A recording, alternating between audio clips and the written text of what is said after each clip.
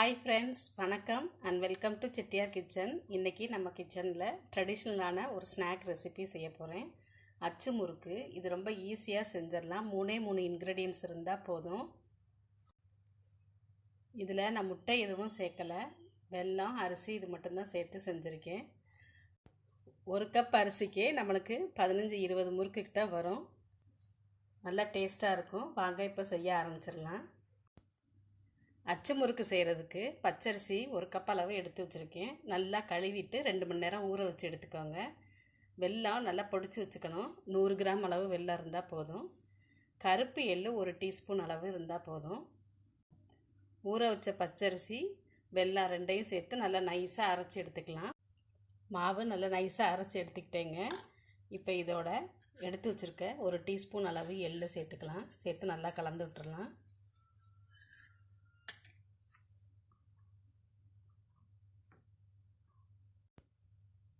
நல்லா கலந்து விட்டுட்டேன். வெள்ளை எள் இருந்தாலும் அதையும் சேர்த்துக்கலாம், நல்லாயிருக்கும் அதுவும். நான் கருப்பு எள்ளு தான் சேர்த்துருக்கேன். இந்த பதத்தில் இருக்கட்டும்.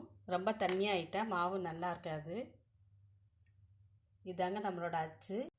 எண்ணெய் சூடானதும் எண்ணெயில் நல்லா டிப் பண்ணிடணும். அதுக்கப்புறமா இந்த மாவில் விட்டு எடுத்து சுட்டோன்னா நல்லா வந்துடும் அச்சு முறுக்கு. வாங்க இப்போ சுட ஆரம்பிச்சிடலாம். எண்ணெய் நல்லா சூடாயிடுச்சு. இந்த அச்சை இந்த எண்ணெயில் விட்டு எடுத்துக்கலாம்.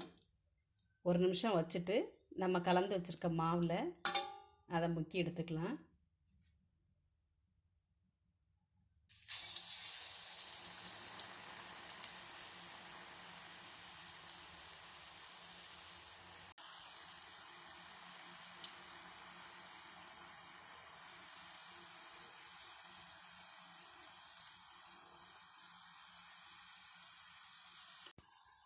இதை அப்படியே திருப்பி போட்டுடலாம்.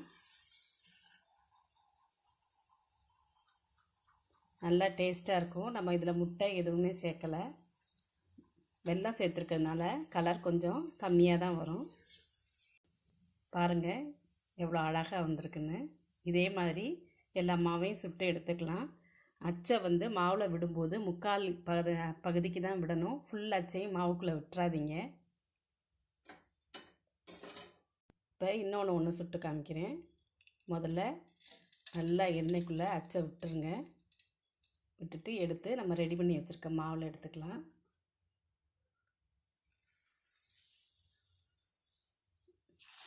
அவ்வளோதாங்க, ரொம்ப ஈஸி, சீக்கிரம் நல்லா வந்துடும்.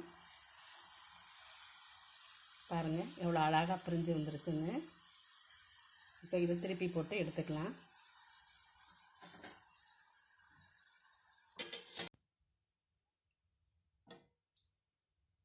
நல்லா அச்சை உள்ளே விட்டுட்டோம். இப்போ அதை எடுத்து மாவுக்குள்ளே விட்டுக்கிறோம். முக்கால் அளவுக்கு தான் இருக்குது பாருங்கள்.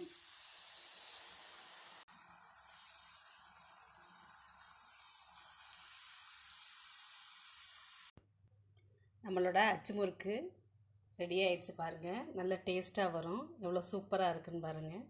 3 இன்க்ரீடியன்ட்ஸ் வச்சு ஈஸியாக செஞ்சிடலாம்.